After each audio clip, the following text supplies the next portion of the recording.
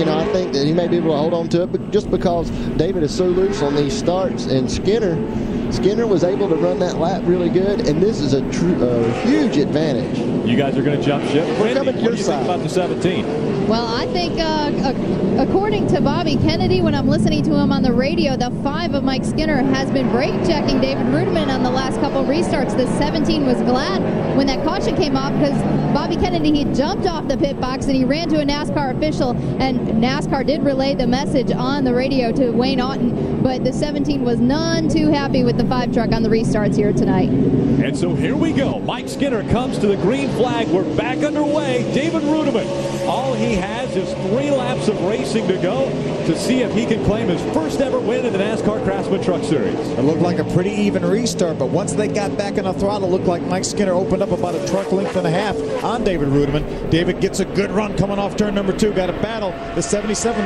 of Brendan Gaughan trying to go to the outside of top line to 30. That's a battle for 5th. And remember, just about 10 laps ago, Mike Skinner got into the wall. Here he comes on the inside. Watch for David Reutimann. We have been talking about the possibility of Mike Skinner having a push as David Reutimann tries to get right up behind him. Reutimann's been running on the inside of the track. We'll see if he can hold the inside line and get by Mike Skinner. Skinner moving up. Reutimann on the inside. They're side by side as they go down the backstretch. For the lead, inside of 2 laps to go. David Reutimann got that great run off turn number 2, but Mike Skinner fights back. Here comes Mike Skinner. If he's got a push, this is going to hurt him, and he does get up the track. It's David Reutimann on the inside, a clear leader now as they come down the tri-oval. White flag flies, 1 lap to go for David Reutimann. Look at Bill Lester going for the 2nd position, went all the way down to the apron.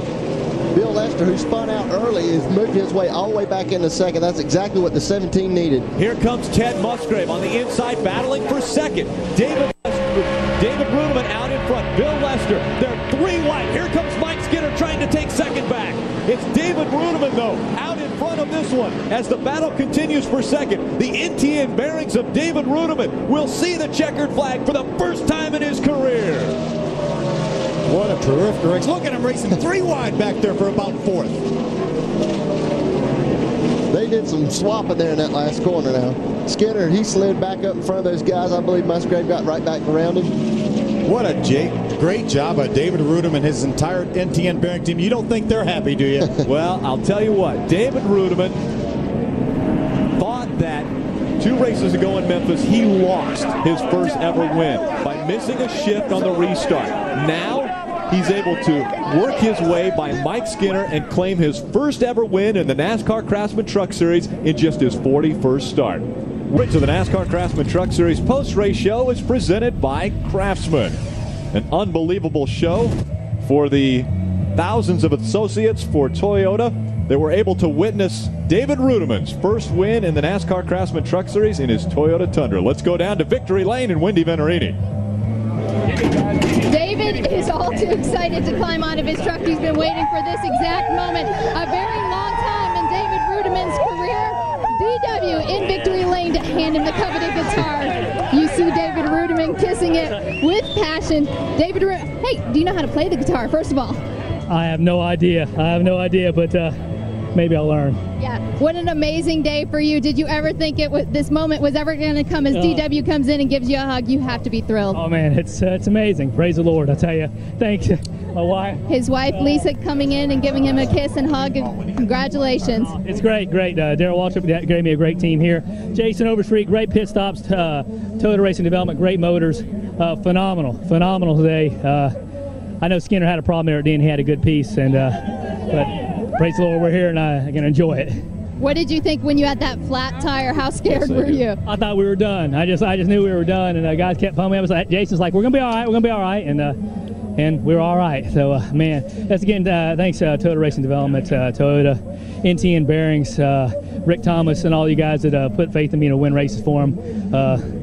We did it for you today, and I wish you guys had been here to see it. What a great call for Jason Overstreet to bring you down pit road at that exact moment.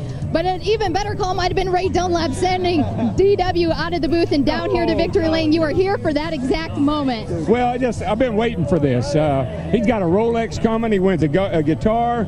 I mean, I think you can't stop him now. He just needed his first win. His confidence is so high right now. He wins the race.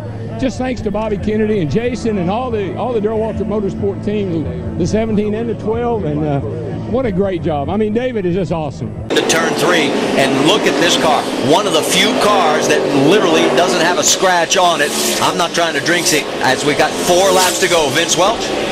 Well, and as you see David Reutimann pulling away and his car seems to be handling perfectly, it's time maybe to give a tip of the cap to Mark Green, who drove this car all day yesterday in practice, had it set up. Remember, David Reutimann didn't get in this car until today in qualifying. And I talked with Reutimann beforehand, why does Mark Green and always seem to have the magic touch with you? He says, well, we're about the same size, we like the same kind of race car, and I've never followed him into a car that hasn't been comfortable. Maybe he'll share a little bit of that winnings with him tonight.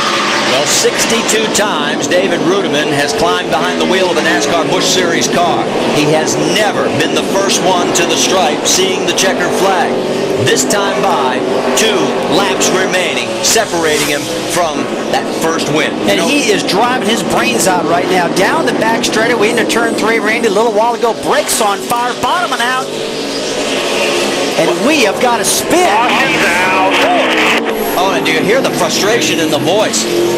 Caution out for the 25th time. And he does it again. Great start down into 1.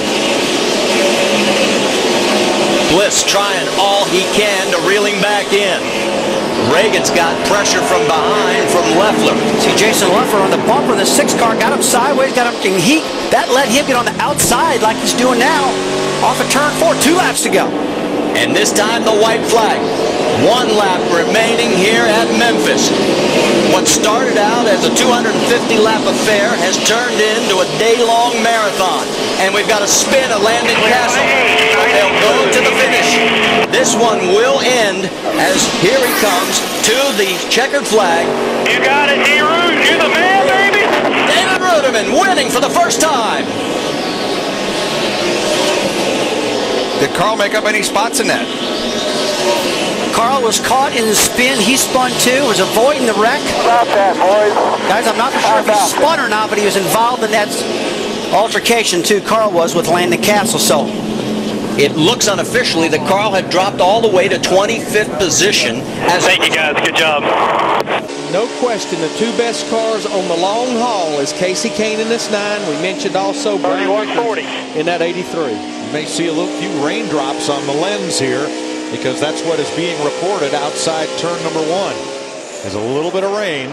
Thunder showers are going to plague us all day, as they have since noontime after the sustained rain of last night. Casey Kane has not led this race today, so he'd love to get up there and get 5 points for leading the lap. I think if we stay green here very long, he's going to do that with ease, because he is there, and that car is Casey's car is really handling well. He's a quarter. Oh, and the caution is out for rain. That's probably another reason both those boys had both hands and feet up on that steering wheel. David Reutimann and Ryan Newman stayed out, along with some cars at the back. They're standing in the window betting on rain is what they're betting on. Look at the rain. Come on down is what he's saying. Well, David Reutimann has won the Coca-Cola 600. So cool. Welcome to the Lipitor post-race show. It's Michael Waltrip's first win as a car owner in Sprint Cup competition. And Matt Yoakum, the celebration's begun. 30 back. Man. You say, how far was he back? 30 back. I don't think he's quite 30 back. He's off about 29, but that's okay. That's all right, man. Tell him what you want to hear on the last lap. Tell him whatever. This is where we need an in-car camera. I'd like to see the expression on his face right here, because he's got to just be so excited. It's been 42 races since the aforementioned rain-shortened victory at Charlotte. Tonight, baby. That's incredible. David Reutimann wins at Chicago. Great run by Edwards also, but incredible run by Reutimann. Yeah, you see a lot of these guys needed these runs. Guys like Boyer and Kane, McMurray. I mean, these guys really needed good finishes, and they got them tonight. Burton finishes the deal for the 2nd week in a row, coming home in the top 10. Good run from Menard, top 10. Nice run. Reagan got a good run.